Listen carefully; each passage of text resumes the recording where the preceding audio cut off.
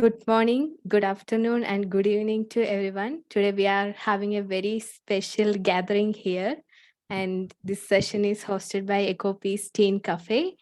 Ecopeace Teen Cafe is a global project. We are connecting people from diverse religious, cultural, and linguistics background, and we are providing transformative education and dialogue online dialogue platform for teenagers, and now we are open to all age groups, and we are expanding our Ecopeace Teen Cafe to different regions, and we already reached Asia, Latin America, and Africa, and we conducted different training programs for young people from all these regions, and we have presence in 15 countries.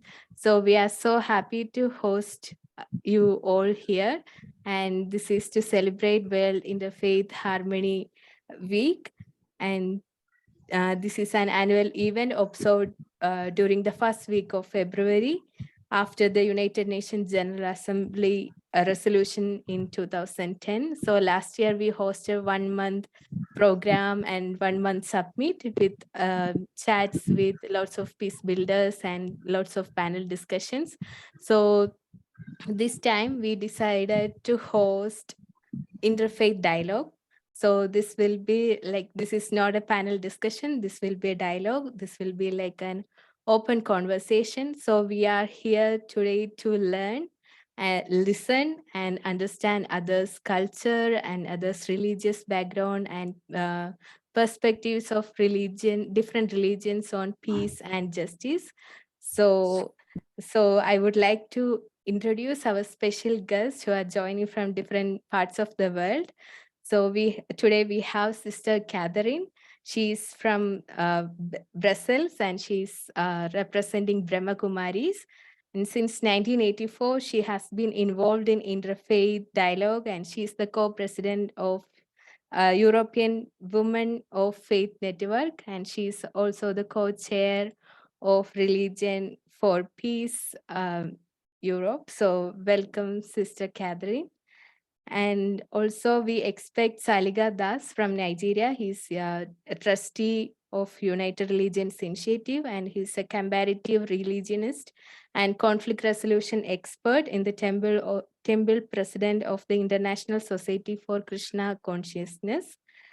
And we have Swami Rameshwarananda Giri Maharaj, and he's a Hindu monk of Advaita Vedanta Sannyasin and representative of Vedic community of Spain, and he is the founder of PHI Foundation. So welcome, Swamiji, and we are really eager to hear from you all. And we have Sister Agatha. She's representing Christianity here, and she's a Nigerian Catholic nun from the Congregation of Daughters of Mary Mother Mercy, and she's the chair of Religion for Peace International Women's Coordinating Committee.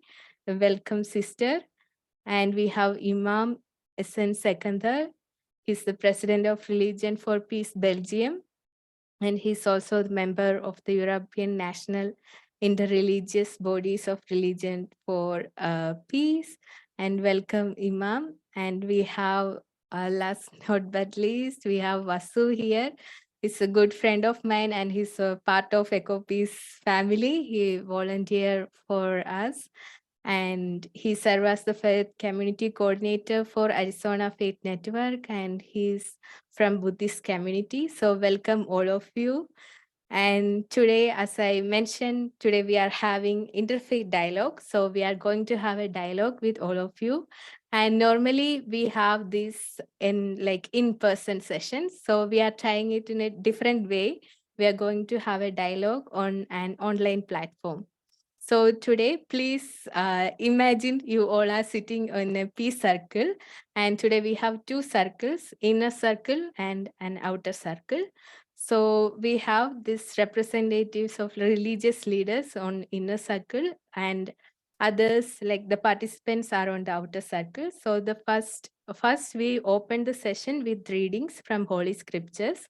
And after that, we will move to like a dialogue, and these religious leaders will explain their perspectives on peace and justice. And then we will have a second round or discussing how we can collaborate and make this world more peaceful and more just. And then the participants in the outer circle can share their opinion and also ask questions to our inner circle. So this is the structure, and hope this will work. So and also please feel to share, use the chat box and share your name and where you are joining from. And by that time, maybe we can take a moment of silence and then we can start with reading the Holy Scripture. So please take a moment of silence and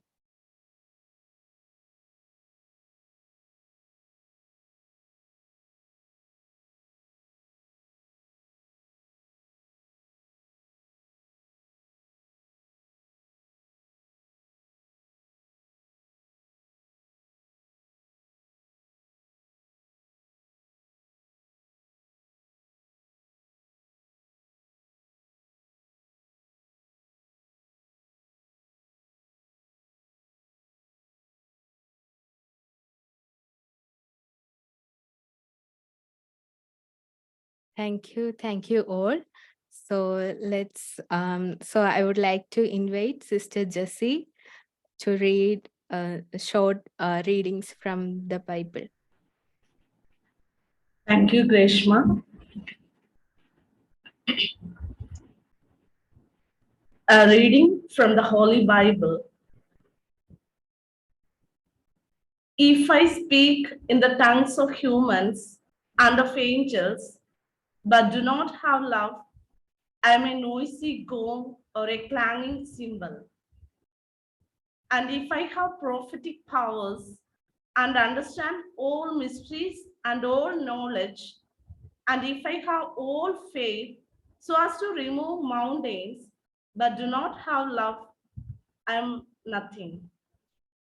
If I give away all my possessions, and if I hand over my body so that I may boast, but do not have love, I gain nothing. Love is patient. Love is kind. Love is not envious or boastful or arrogant or rude. It does not insist on its own way. It is not irritable. It keeps no record of wrongs. It does not rejoice in wrongdoings, but rejoices in the truth. It bears all things, believes all things, hopes all things, endures all things. Love never ends. But as for prophecies, they will come to an end. As for tongues, they will cease. As for knowledge, it will come to an end. For we know only in part, and we prophesy only in part. But when the complete comes, the partial will come to an end. When I was a child, I spoke like a child. I thought like a child. I reasoned like a child. When I became an adult, I put an end to childish ways.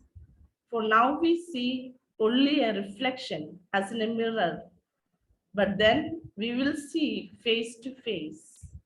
Now I know only in part, then I will know fully, even as I have been fully known. And now faith, hope, and love remain. These three, and the greatest of these is love. The word of the Lord. Thanks be to God. Thanks, sister. And I would like to invite Haripriya. Haripriya. I think she lost her connection. Husna, maybe you can read from Quran.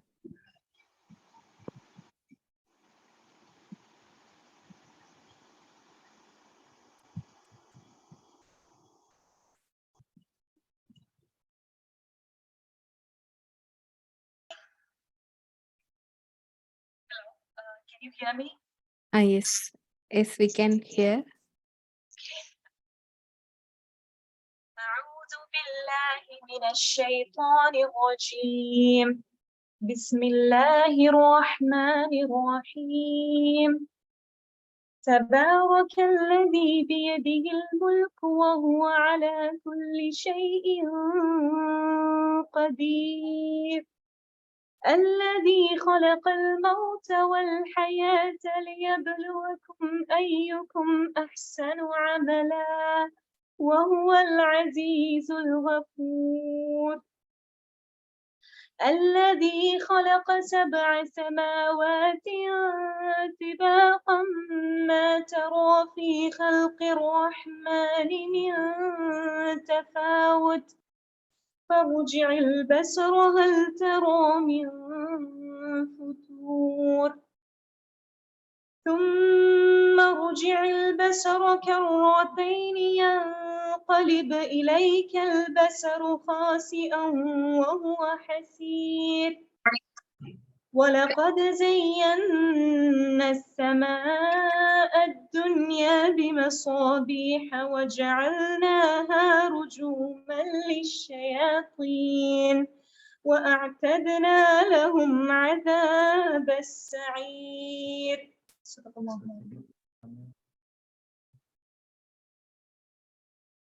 Thanks, Susna. And I hope Haripriya is back. Haripriya, can you read from the Hindu Holy Scripture? Okay, Grishma.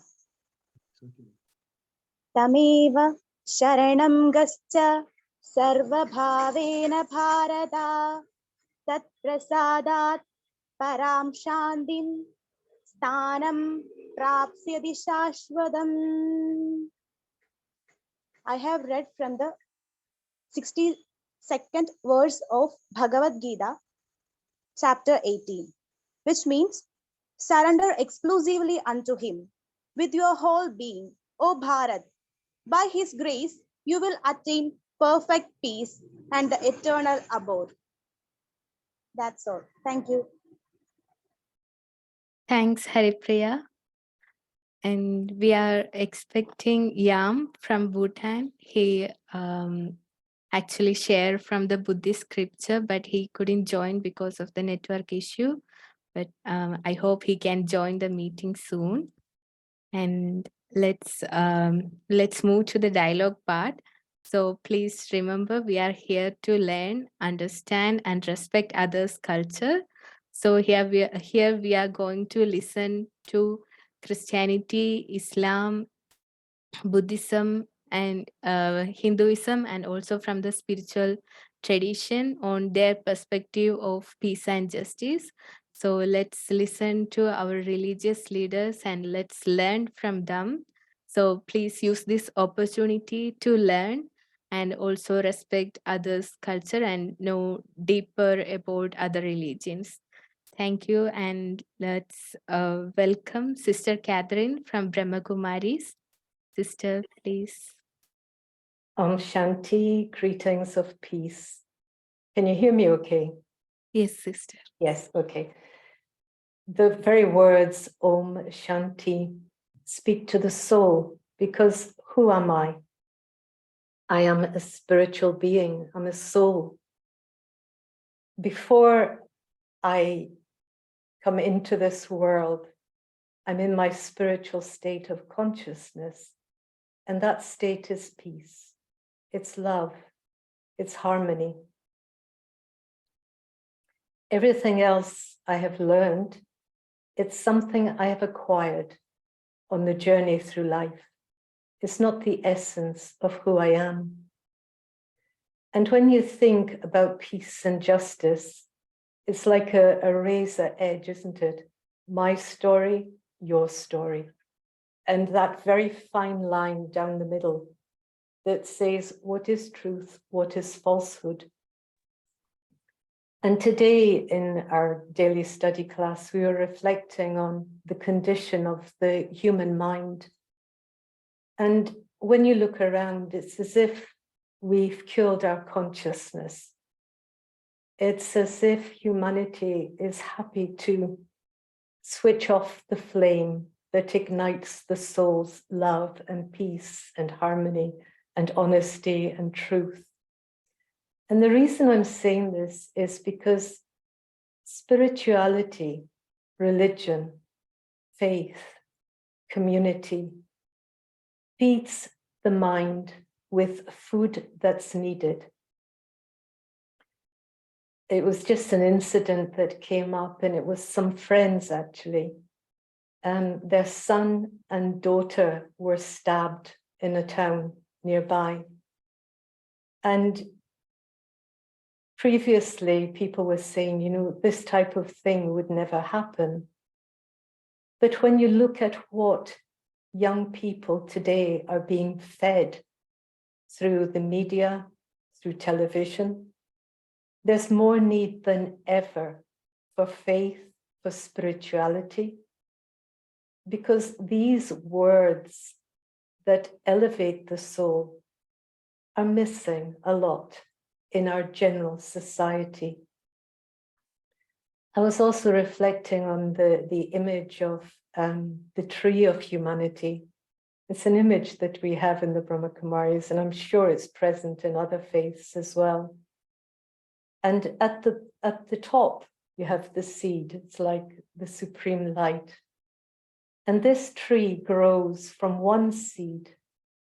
Its branches, its limbs, its branches, you know, the limbs are like the families, the cultures, the countries, the ethnic groups that exist in our world. And the branches are the families within those groups. And each branch, each twig, each leaf on that tree is the beauty of that tree. And so a tree that has branches cut off, it doesn't look very nice, does it? You know, there's something missing, there's something lacking. And also the energy that flows through a tree reaches the very tips of the branches, the very tips of the distant branches. And so as a living being here in this world, our unity, our harmony, I feel is needed more than ever today. Because to reawaken the consciousness and the awareness of individuals, of young people, old people as well, it doesn't make any difference. We really do need to start listening to things that nourish the mind, not things that bring us down into division, things that bring us down into, I am this, I am that. No, we live in one world. There only is one world. Where are we going to go? We are a family. Maybe we're not close family, but we're all interconnected. And not just as human beings, but the whole of life that exists around us. It's so important to value, to respect, and to really understand. Without it, I don't exist. You don't exist. The world is not going to exist. So I feel what the world, the call of the time in our world at this time is really that injection of spiritual wisdom, community that's given to humanity through our religious traditions. Without it, you know, I really feel that religion is like a handbrake on the decline of civilization. It brings us back into the family, the human family. It gives us a moral compass in which to guide our life. And so these were really just my thoughts. And I think this whole concept of interfaith dialogue, it's so beautiful because like the tree would be very sad if any branch was missing from the tree. We are one family, really we are. We are in different, you know, we have our differences, But the energy that flows through that tree is what unites us, and that is humanity. So for me, peace has to start within myself. If I'm not peaceful, how can I share peace with any other soul in the world? It's not possible. And I think that's something that we need to start practicing. We talk a lot, but I think we have to start practicing. So that's my thoughts on this topic. I don't know if I've gone over my time, under my time, but just to hold the image of the tree. Thank you. Thank you, Sister Kathryn, for sharing about Brahmakumaris' concept of peace and justice, and also sharing the concept of tree and seeing all of us as branches and how the energy flows. So thank you so much for sharing that. And I would like to invite Salika Das to share the perspective of Hinduism and the consciousness of Krishna on the perspective on peace and justice.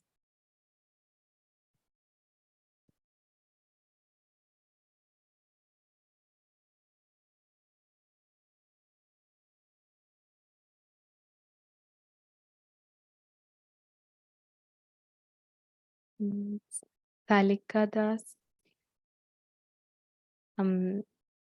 Yes.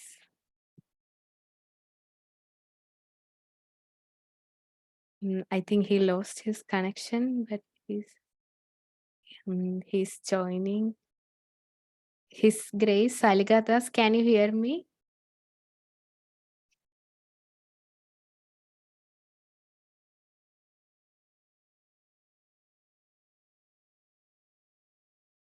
Can you hear me now? Yes. Yes, we can Okay, hear. thank you. Can you please share the thoughts from Hinduism? Okay, thank you very much. I'm sorry. I'm in a very deep forest of Nairobi. I'm traveling, and like I said to you before, and so before the network goes again, so I'll just use this moment to express appreciation for the host and everyone for being here, giving this opportunity to speak on and the most important thing in this world, which is actually bringing everyone together on one under umbrella. In the Vedic scriptures, the Vedic scriptures say, especially in the Bhagavad Gita, which is popularly known to everyone, Lord Krishna said in the Bhagavad Gita, Aham sarvasya prabhava mata sarva prabhatate iti manto bhajante Imam Buddha bhava samavita. That each and every living entity is not calling Muslim, is Christian, Hindu. He said, Mama Ivam so developed, okay, every living entity is my eternal fragmental part and parcel. Everyone belongs to me. So indicating that we are all, whether we are a secondary identity as a Christian, as a Muslim, the primary thing is that God is claiming that we are all his part and parcel. And in another verse, it says that the living entities born in this material world are all coming from me. Aham Bija Pradapita, that I'm the supreme father, mother of every living entity. So this is the foundation of every our religion, that first and foremost, for us to be able to come together, we need to understand our origin. And God, Krishna, whom we all know in different names, is saying that we are all coming from him. And because we are all coming from the same one source, it's very beautiful that we relate with each other. And irrespective of the background that we're coming from, Krishna has given us an opportunity to understand that the diversity that we see in the coloration is part of the beauty of the Supreme. Let us take a metaphor of a tree. If we look at a tree that is standing, no branches, no leaves, no fruit, nobody wants to stay under that tree. It is unattractive. So when there is no diversity, when there is no Christian, Muslim, or all these various varieties we see in the world will be a desolate place because there will not be beauty. So the different diversities, the different denominations are part of the beauty that makes the meaning of the Supreme Personality of Godhead. And that is why Krishna says in another verse in the Bhagavad Gita that ye yatamam propadyante tam stataiva bhajanyaham ama vatmanu vartante manusha parta sarvasa. That every living entity, they are in different directions where they're coming from, they are following in my path in all respect. So everyone is following the path of God, but according to their different levels of relationship with the Lord is reciprocating with them. Just like a polygamous father, he has so many wives and so many children. And even though they are coming from different backgrounds, but because they are all connected to me, relates with all of them based on the relationship with them. So on a day like this, on a moment like this, on this kind of a period, we remember how beautiful the uniqueness of the Supreme Personality of Godhead. Actually, when we talked about unification or harmony of religion, generally people will talk about unity in diversity. Yes, unity in diversity means that we are all diverse people. Essan hat nämlich hier eine Dings. Can you hear me? Yes, we can hear you. Okay, good. So when we talked about harmony of religions, we talked naturally about the beauty of everyone coming from different paths and different perceptions, but we talked about unity in diversity. But beyond unity in diversity is actually diversity in unity, and that is the beauty of religious harmony. Because when we talked about unity in diversity, it indicates that we are all diverse people, and then we're coming together in unity. That is beautiful. But we need to, when we come to this platform, we should understand that actually our beginning is not from diversity. Our beginning starts from unity, because we are all coming from the same source, just like I explained earlier on. So if we understand that we're coming all the way from the same, from the one same source, then diversity becomes beautiful, and then we can be able to harmonize in our understanding, and then we'll be able to actually appreciate each other. So this is the view, this is the perception of the Vedic Hinduism, and whichever tradition that one comes under, because in every tradition there is always intra or interfaith, but there's also intrafaith, because in every tradition, in the Christendom, you find the Catholic, you find the Adventist, you find different denominations, and that is part of all of the beauty of religion. So when religion is monotonous and then it is not diverse, then it doesn't bring out the beauty of religion in itself. So when we talked about Vedic tradition, because there's no time, we're just only going to be summarizing all of this, it has its beauty, and this beauty lies in the diversity. When there is no diversity, then there is no beauty. So as we celebrate World Interfaith Harmony Week, I appreciate that that we have the opportunity to be together, and the beauty here is that we have the uniqueness, we have the opportunity to increase from our different perspective, from our different background, the beauty that the Lord, Krishna, Jehovah Yahweh, has given to us in the diversity. And when we start thinking like this, we're able to embrace and be able to go deeper in our individual faith. Every religion has two aspects, the esoteric and the exotic. Those are the external or the internal. So the beauty of what interfaith harmony is that each and every one of us has to go deeply inwardly into our different various traditions, and then we'll be able to see the beauty of diversity. But when we stay on the surface or the exotic or the external aspect of our religion, we would start seeing divisions, we start seeing differences. But when we go inward deeply, we find that unifying point, which is the Supreme One Personality of Godhead. And that is founded on what my sister in the Brahmakumaris was trying to say, that the foundation of everything, that we are spirit. And because we're spirit, we are uniquely spirit soul. And that is our real identity. Thank you very much. It's a very short time I have, so I'll stop here so that I can give room to other people so that they can also share their views. Thank you very much. Thank you so much, His Grace Salika Das. And as you said, it's like the beauty of religion is like diversity, and how we have all this diverse makes life beautiful. And thank you so much for sharing that. And with that, I would like to welcome Swami Rameshwarananda ji. Please share your thoughts on Hinduism and the perspective of peace and justice. Thank you very much, dear friends. Thank you very much for the kind invitation to participate in this gathering in which we have peace and justice as central topics. I would especially like to thank Grishma Piyush Radhu for her friendship, dedication, and good work. It was a great joy to meet her in the international meeting at that Religions for Peace held to commemorate the 500th anniversary for the arrival of St. Ignatius of Loyola to the city of Manresa in Spain.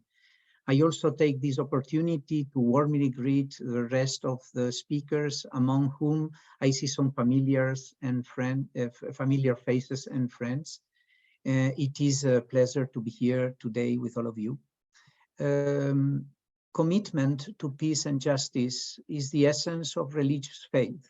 This is a conviction shared by many people in all religions. Throughout history, humankind has been in constant search of peace and justice. From my point of view, the first thing will be to give serious thought to a lifestyle appropriate to our commitment to peace and justice. Selfishness is the root of all evil. Our selfish lifestyle in the so-called first world is the root to imbalance and injustice all over the world. If I think about what Hinduism says about peace, the first thing that comes to my mind is Om Shanti, the Sanskrit words meaning eternal peace for all humankind. According to Hindu scriptures, the peace is achieved only when the soul reaches moksha, the divine release from the endless cycle of reincarnation after living a virtuous and pious life. Hinduism contributes to peace by showing deep respect for human life and promotes the virtues of compassion, patience, and forbearance as the path of attaining peace. In the Bhagavad Gita, Krishna speaks directly about the need for peace, declaring that there is no happiness without peace. What is more, he lays out the path to attaining the supreme spiritual peace that we long for. Krishna says the peace of God is with them whose mind and soul are in harmony, who are free from desire and anger, who know their own soul. The Bhagavad Gita urges self-control and the overcoming of anger that leads to violence. The Upanishads and Vedas promote ahimsa or non-violence. Ahimsa is one of the ideals of Hinduism.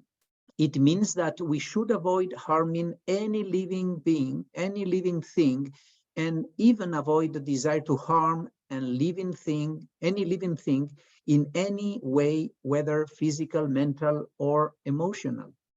The real spiritual significance lies in the necessity for inner change. You know, there is something that I always try to instill in those that attend my talks or come to the retreats I give. And it is this idea: doing good deeds outside to the others is perfectly well and desirable, but this does not necessarily solve our inner problems.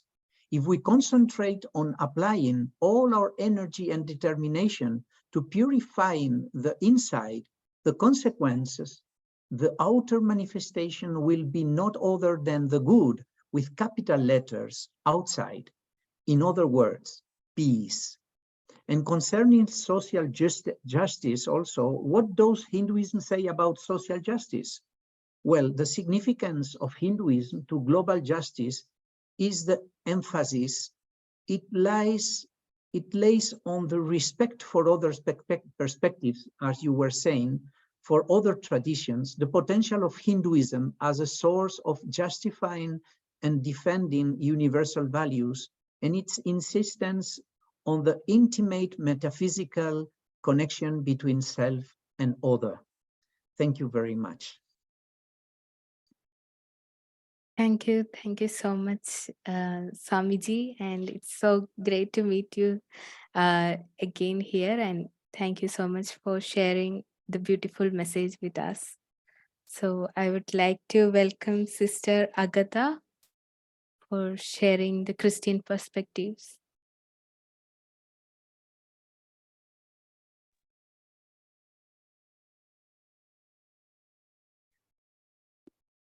Hello, everybody. Can you hear me? Yes, sister, we can hear you. That's good. Thank you, my sister Greshma, for bringing us together again. I'm seeing my friends.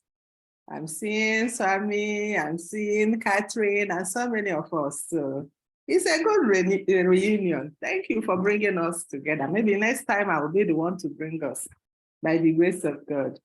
And for that beautiful topic that you gave us to share, our perspective, our understanding, Christian perspective actually on justice and peace in interfaith dialogue. There is this popular song we have in our church, and many people also maybe are aware of it, but I know that our people, our choir, as a Christian, sings it a lot, even in our churches. And that song goes like this. If you want peace, you must work for justice. If you want peace, you must work for justice.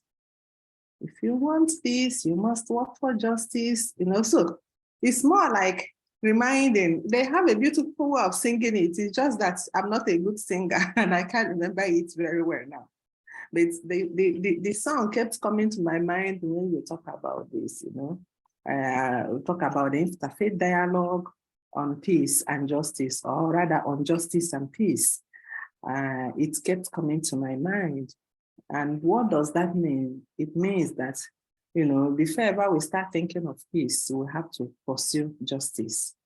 And I believe this is what every religion teaches.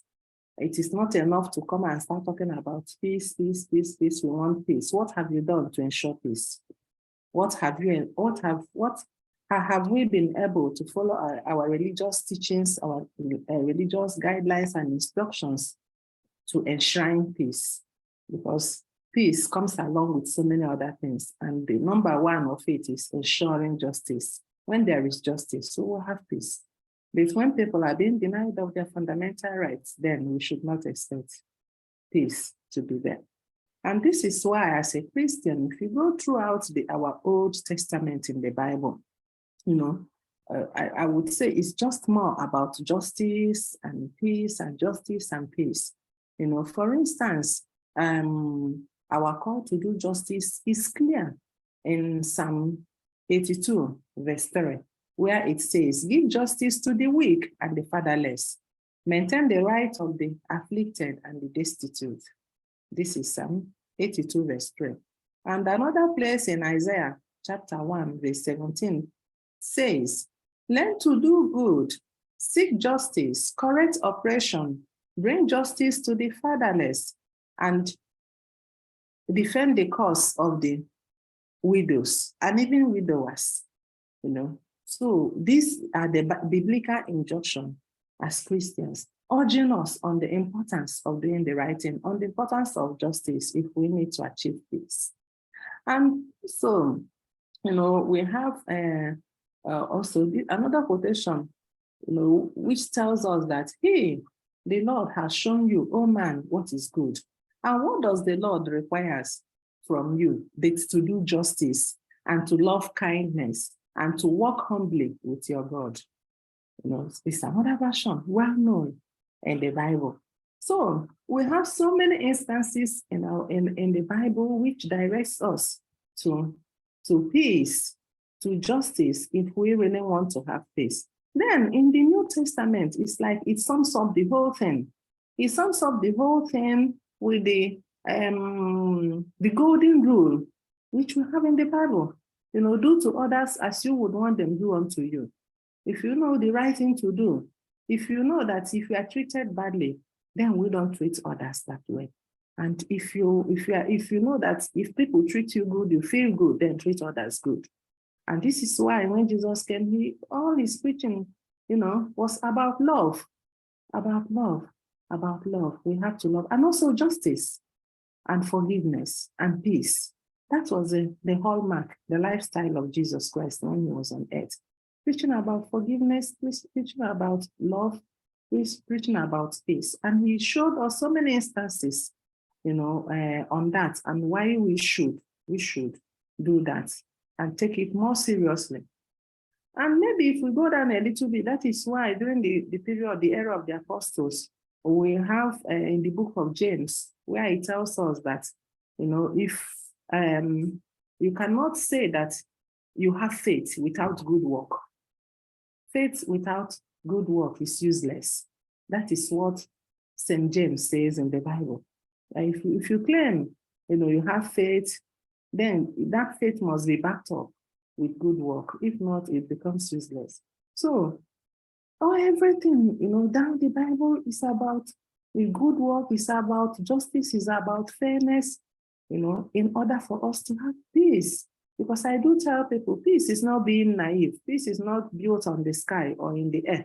No, peace is built into our daily interactions, into our daily life, into our daily, experiences.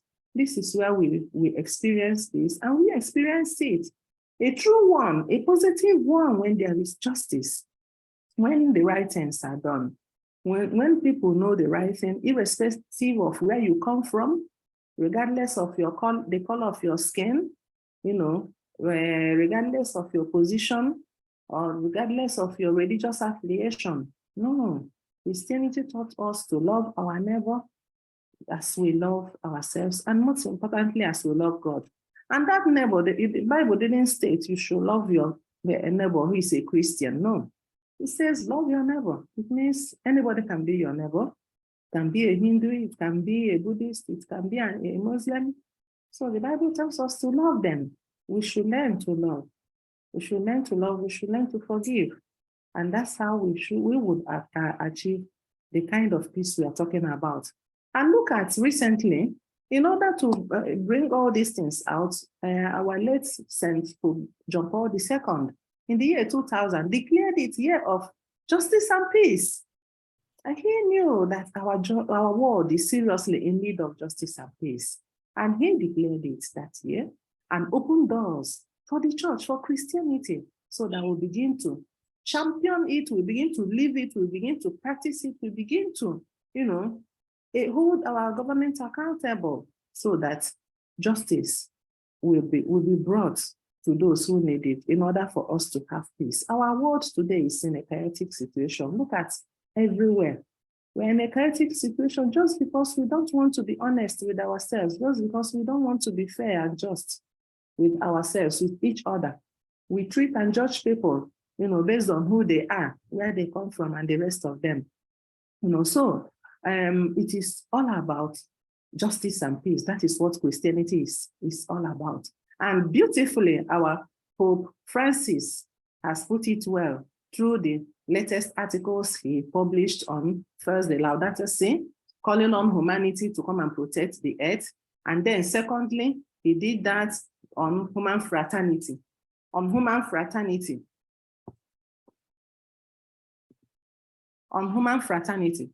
He did that on human fraternity by telling us to do what? To love ourselves, to love our neighbor, to understand that the world is a common place for all of us, and that we don't have any other place to go or call a home if we destroy our humanity and the good relationship that has existed among us.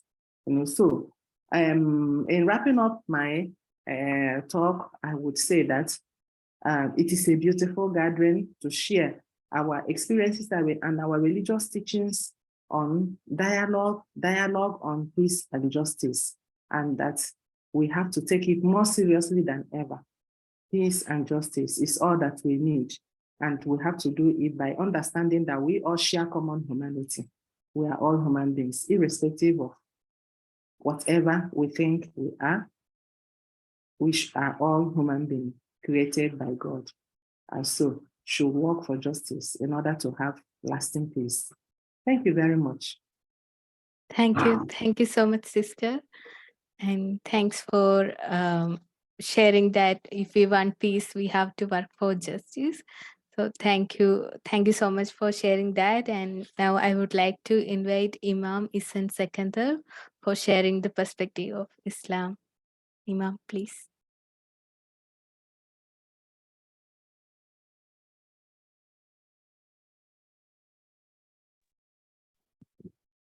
أعوذ بالله من الشيطان الرجيم بسم الله الرحمن الرحيم. Esteemed religious leaders, friends, I can see so many of my friends and brothers and sisters in humanity, all of you are here. I would like to say to all of you, Assalamu alaikum wa rahmatullahi wa barakatuhu. May peace and blessing of God be upon you. Thanks for inviting us to say a few words about our religious perspective. As for me, it is Islamic perspective and on peace and justice. And in respect of the time given, I will try to briefly present in front of you some quotes from the main references of Islamic teaching of the Holy Quran and the tradition of the Holy Prophet of Islam, peace be upon him. Islam teaches that peace and justice are inseparable. You cannot have one without the other. God Almighty tells us in the Holy Quran that peace will only come about with justice and benevolence. I quote, "O ye who believe, be steadfast in the cause of Allah, bearing witness in equity, and let not a people's enmity incite you to act otherwise than with justice.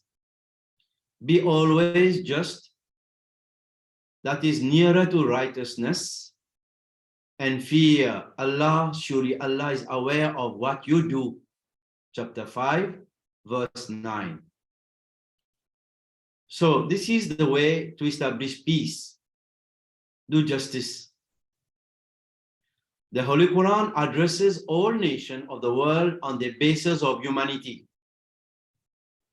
O mankind, we have created you from male and female, and we have made you into clans and tribes that you may recognize one another. Verily, the most honorable among you in the sight of Allah is he who is the most righteous among you. Surely Allah is all-knowing, all-aware. Chapter 49, verse 14 of the Holy Quran. Peace and security cannot be established until people of each race and nation are able to recognize that they are indeed equal. If one is better than the other, it is in terms of righteousness alone. However, whose righteousness excels others, only Allah knows. No one can judge this for oneself. The Quran thus makes clear that all people are born equal. Furthermore, in the final sermon ever delivered by the Holy Prophet Muhammad, peace be upon him, he instructed all Muslims to always remember that an Arab is not superior to a non-Arab, nor is a non-Arab superior to an Arab. He taught that a white man is not superior to a black person, or nor is a black person superior to a white person. Thus, it is clear teaching of Islam that the people of all nationalities and all races are equal. It is also made clear that all people should be granted equal rights without any discrimination or prejudice. This is the key and golden principle that lays the foundation of peace. Again, when the Holy Prophet Muhammad, peace be upon him, returned victoriously to Mecca, he did not take a single drop of blood in revenge. Rather, according to the command of Allah the Almighty, he proclaimed that all of his tormentors and all those who had violently opposed Islam were to be instantly forgiven. He declared that under Islamic rule, all people will be free to practice their own religions and belief without any interference or cause for fear. His only condition was that each member of society remain committed to peace. He instructed that all people, no matter their caste, creed, or color, were to have their rights protected and be treated with respect at all times. So as you can see, Islam has set justice as a base of creating a peaceful society and world. At the end, I would like to thank Krishna and the team of Ecopeace Teen Cafe for hosting this interfaith dialogue with different religious leaders. Thank you for your attention. Wa akhiru da'wana anil hamdulillahi rabbil alameen. Thank you very much for your attention. Thank you so much, Imam, for sharing this loving message. And thanks for being here. Thank you so much. And I would like to welcome Vasu to share from Buddhism. Thank you so much, Greshma. It's a pleasure to be today with all of you, dear friends from diverse religions. I'm very happy to see you, to be today together, and to together start this World Interfaith Harmony with these reflections. I'm greeting you from California, United States, and it's powerful to be from diverse parts of the world.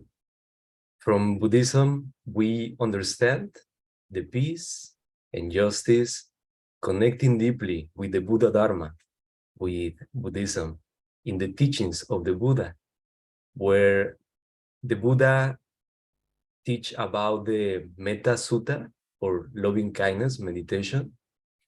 We learn how to love others. In the loving kindness meditation, that mentioned that we want peace for all beings, that we want that all beings live with tranquility, live in harmony. And for me, everything that we are doing today together is part of that teaching, how we together are learning to live in harmony with all the diversity, with all diverse religions. So I want to thank you, Greshma, for all the work that you do, for all the team, the work that all the team do for promote the harmony among all religions. From Buddhism, we always focus in the practice of meditation with the purpose to develop kindness and love for others. The Buddha teaches us that we need to learn how to live in harmony with others. And there is many expressions in the Dhammapada, part of the Tripitaka Sutta, where the Buddha mentions and compares the diversity as a beautiful garden with flowers, with diverse colors and smells. So this is something that I deeply have and hold in my heart, that each of us has a beautiful flower with a specific color and a smell, skills and identity. But together we create a beautiful garden with all these diverse colors. From Buddhism, we have the commitment to learning how to live in harmony with all diversities. And this is a path that we are discovering together with this kind of meetings, of reflections and connections. We can discover together how to live in harmony with all diversities. Thank you for taking the time, each of you, for being here, to connecting with all diverse religions. From Buddhism, I deeply send my love for each of you, and thank you so much. Thank you so much, Vasu. Thanks for sharing that with us. And yeah, we are already reaching 1 hour. So I can see Sarah share one question here. And she shared that how can we turn these values into action into our various religious communities? And I really value your time. If we can spend 5 more minutes, is that okay for you all? And answering this question. So it's open to it's open question. Anyone can unmute and share your answer to this. How can we turn these values into action in our various religious communities? Yes, Sister Kathryn. It's a very topical question, and I know in the Brahmakumaris, of course, we want to live by what we believe. And I truly feel that when we start to practice ourselves, we had a project called Living Our Values. And I know it's very simple, but if you bring a project into your community, and each day, each week, we chose a value: peace, love, happiness, unity, justice, whatever it may be. And we made a commitment that I will live a peaceful life today. My thoughts, my words, my actions, my relationships. And at the end of the month, we would pull together and have dialogues amongst ourselves. And what we found is that by applying, not looking at others, because everyone's going to do it in their own way, but we found we had a resource within ourselves by actually experimenting. And I think it's so important, regardless of where we may be, don't look at others, because everyone's doing the best they can, according to their capacity, according to where they are on their spiritual journey. And I think my duty is to give love and support as much as I can, and encouragement through my own lifestyle to the best of my ability. Thanks, Sister Kathryn. And please, Swamiji, Rameshwarananda. You see, the subject we are addressing today is of a vital importance. But if I may, before addressing the position that each one of us has as religious leaders, I think we should bring to light and question many aspects of our current life that make it very difficult for us globally to achieve together real and authentic peace. For peace and justice to exist, we must first question the model of Western society in which we have chosen to reflect ourselves as a humanity, because the first world in many ways is the cause of a large part of the imbalance suffered by the rest of the world. This imbalance implies conditions of poverty that increase conflicts, insecurity, weakened institutions due to corruption, limited access to justice, and increased violence against those who defend human, social, and environmental rights. This eventually poses a serious threat to global sustainable development. I do not mean that we do not deserve a life in harmony without our basic needs met, and even the possibility to grow and generate wealth. What I mean is that the problem appears when, in order to maintain the superficial, artificial state of comfort and well-being of privileged nations, we draw on the resources of third parties, generating a situation of lack and suffering for which we do not take responsibility, and to which the societies that enjoy such privileges are indifferent. In the Maha Upanishad, we find the phrase Vasudhaiva Kutumbakam, which means the world is one family.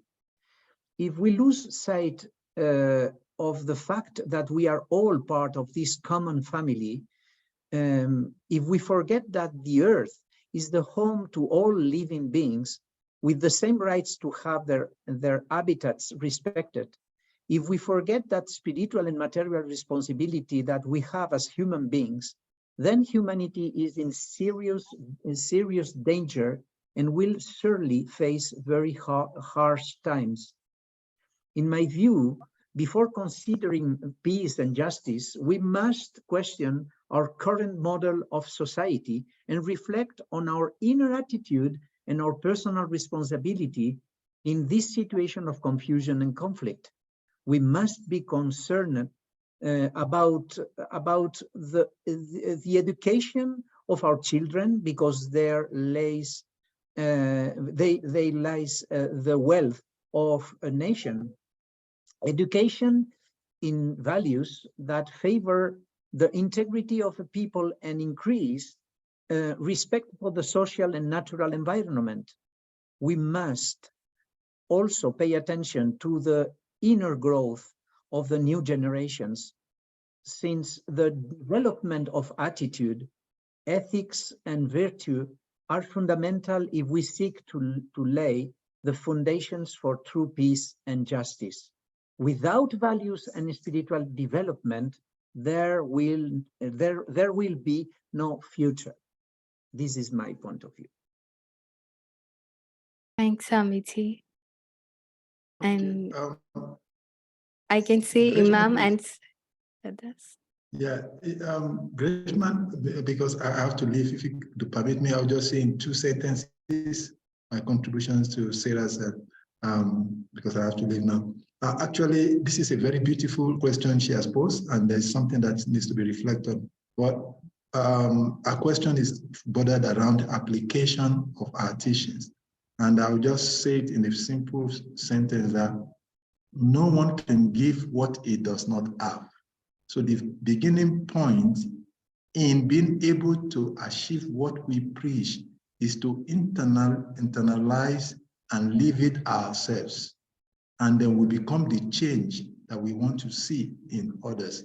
When we radiate the peace, we live the character of justice, and we speak in the mode of non-violence, then it becomes contagious to the people around us. And as it becomes contagious, it continues to spread. So the beginning point is that we internally need to develop that lifestyle of peace, and then we can be able to share it. Thank you very much.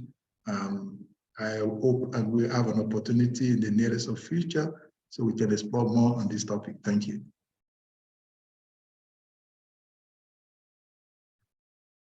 Thank you. Thank you so much, Swamiji. And Imam, please Yes, share thank you your very thoughts. much, Krishna, and to all my friends and brothers and sisters. So we really learned a lot today about the different perspective from these diverse religious leaders. I think that practical step is always this interfaith dialogue. As today, this is also a very positive step that we have always to get together and talk and share. You know, for example, me, I'm an Imam in a mosque. I mean, I'm from the Ahmadiyya Muslim community. As you know, that we have also our head, the worldwide head of the Ahmadiyya community, Hazrat Mirza Masroor Ahmed. He has been, you know, being always reminding us that our duty, for example, being a Muslim, you know, I'm in Brussels, and practically you have to communicate a lot, because lack of communication creates a lot of misunderstanding. And we have to create, when we together, whether we are Jewish, we are Hindu, we are Christian, we are Baha'i, Buddha, whatever, I mean, religion we believe in, we can always, I mean, you know, make this bond as a family. And for example, in our mosque, we invite, I mean, a rabbi, a priest, I mean, a monk, I mean, a nun and a priest. All of them, they have the possibility to come and preach in your own mosque with, I mean, with all kind of people coming in, the neighbors and so on. When they see that we together as religious community, how we are united, and we can respect and also value what we have in common.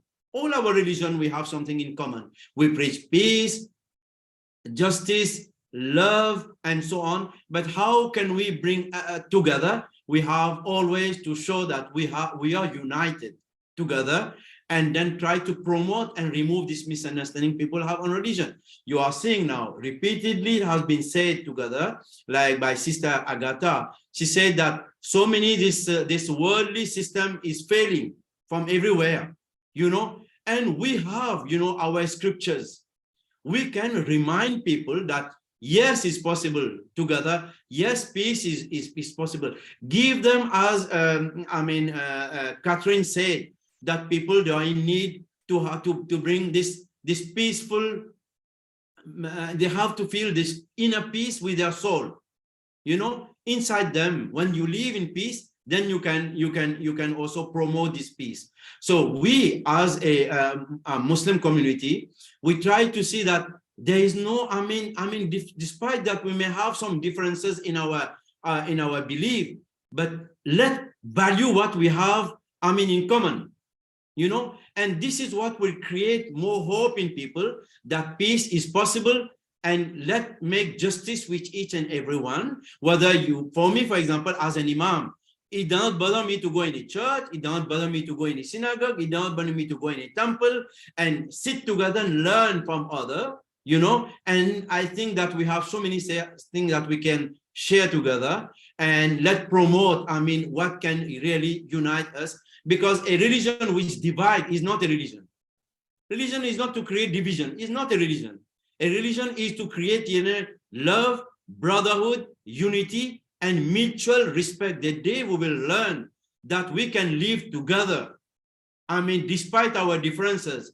Those who don't believe in any God, they don't have any religion, they will start feel that, yes, if these people can live together, you feel peace in them. And this is what the world is is looking for, peace. Everyone is looking for peace. Religion, we have a lot what we can give and share. Let's value it. Thank you very much for your for Krishna. Thank you very much for giving us this platform today to share our views. Thank you. Thank you so much, Imam. And I can see Vasu's hand raised. Vasu, please. Thank you. And thank you so Also- much, Agada. Sister Agada, for joining today. I saw your message that you have to leave now. So thank you so much for joining. Yes, please, Vasu, please. Thank you. Also, in addition, I believe that having these kind of conversations with our family members and our friends in the daily basis, with all the time and all the places, having interfaith conversations, so we can open our hearts and everybody open the heart to having deeply and mindful conversations. Thank you. Thank you so much, Vasu, for sharing that. And thanks to all of you for joining today. And this is the time to close. So please feel free to share one prayer on the chat, or please feel free to unmute yourself and share your prayer. Now, please, please.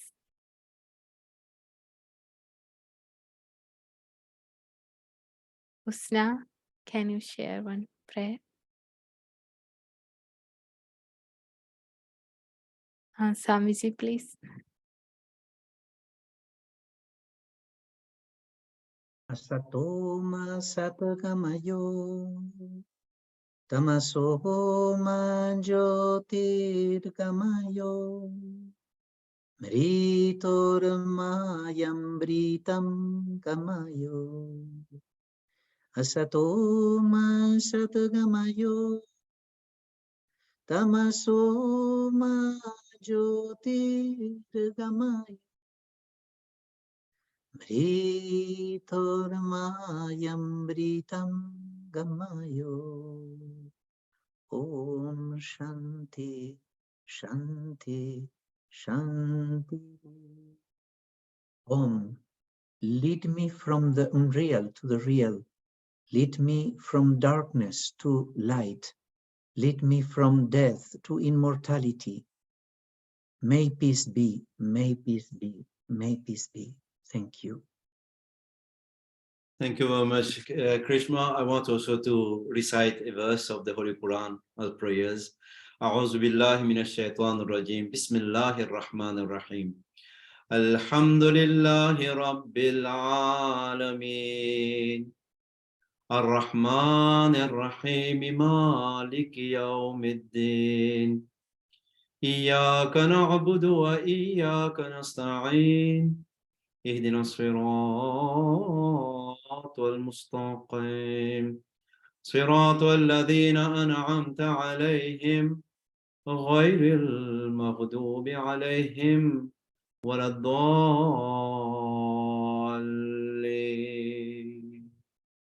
Amen. In a few words, Alhamdulillahi Rabbil Alameen. We are saying that all praise is for God. Ar-Rahman Ar-Rahim, you're gracious and you're merciful.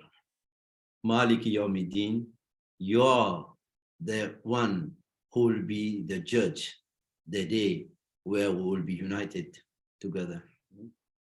Iyyaka na'budu wa iyyaka nasta'in, you're the only one to whom we pray, we make our supplication, and we seek for help. Ihdina siratal mustaqim, guide us always on the right path.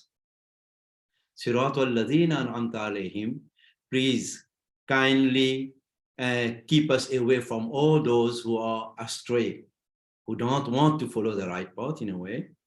Ghairil maghdubi alayhim waladdallin. I mean, keep us away from all those who are not following the path, I mean, which can unite in a way, and then don't count us among those to whom you will be unhappy the day of judgment. It is a prayer for all of us, whatever religion we believe in. Thanks, Imam. Vasu, do you like to offer? Thank you, Krishna. From Buddhism, I offer, may all beings live in peace.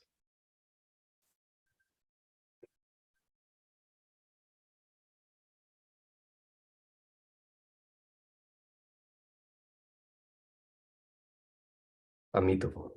Thank you, Krishna. Thank you. Thanks, Vasu.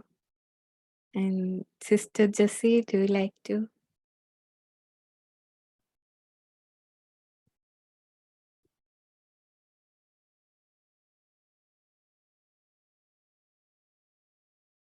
Commitment to peace and justice is a sense of religious faith.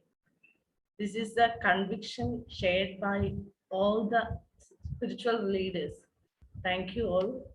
And I conclude today with a prayer. Lord, make me an instrument of your peace. Where there is hatred, let me sow love. Where there is injury, pardon. Where there is doubt, faith. Where there is despair, hope. Where there is darkness, light. Where there is sadness, joy. O Divine Master, grant that I may not so much seek to console as to console, to be understood as to understood, to be loved as to love. For it is in giving that we receive, it is in pardoning that we are pardoned, it is in dying that we are born again to eternal life. Amen. Thank you all. Thank you, sister. Sister Kathryn, maybe closing prayer or closing thought. You are on mute. My thought is, let's come together in a moment of silence, connecting with the seed and reminding ourselves that each one of us at the very core of our being resides that place of peace and love that unites us as a human family. Let's have one moment's silence.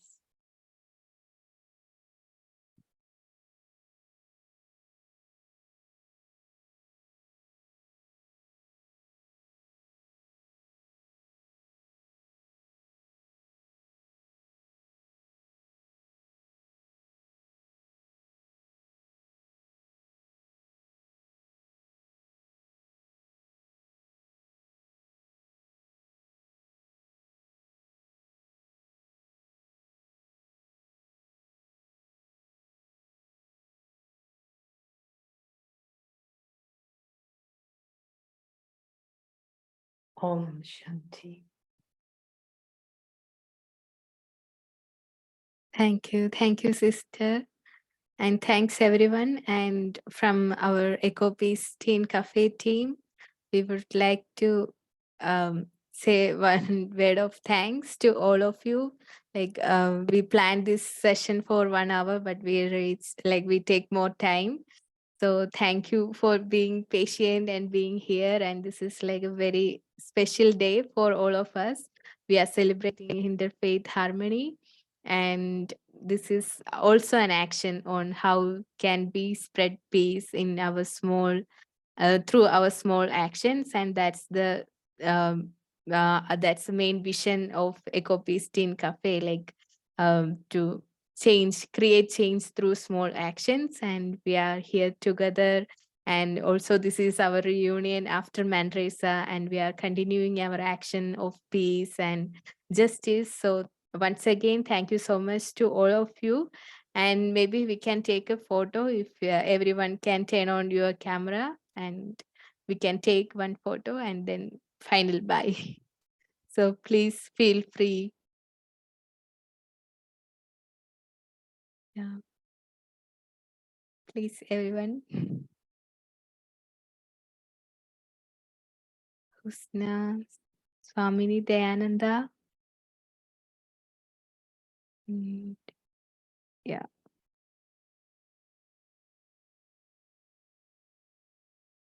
Thank you.